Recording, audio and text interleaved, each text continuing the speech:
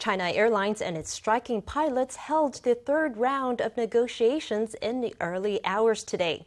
The talks began at 1 a.m. at the express request of the pilots, who said they wanted China Airlines to get a taste of a long-haul fatigue. And fatigue they got. The meeting dragged on for 11 hours, well past the time allotted.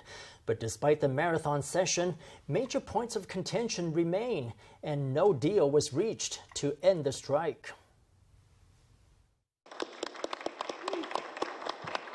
During talks mediated by the Transportation Ministry, China Airlines made concessions on crew assignments for 5 flight routes. In an unprecedented move, the pilots' union had requested that the third round of negotiations begin at 1 a.m. Pilots blocked out an 8-hour session to give management a taste of what it's like to be fatigued. Even so, the two sides hit a deadlock during the talks.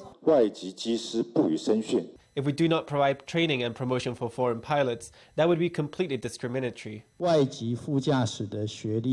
company applies completely different standards to the academic credentials of foreign and Taiwanese co-pilots who have the same number of flight hours. The two sides were unwilling to yield over the issue of foreign pilots, but they did make headway with pilot fatigue on longer routes. The union asked for more cockpit crew on 10 routes that were said to be especially tiring for pilots. EVA Air assigns 3 pilots to the 3 of the 9 routes we just mentioned: Taiwan to Bangkok, to Xi'an, and to Phnom Penh. So now you want to start comparing with EVA. You see that EVA assigns 3 pilots to these 3 routes. What if EVA were to start assigning 2 pilots? Then would we have to change it back to 2 as well? Is that what you mean? After 7 hours of negotiations, China Airlines relented with a compromise on 5 of the 10 flight routes.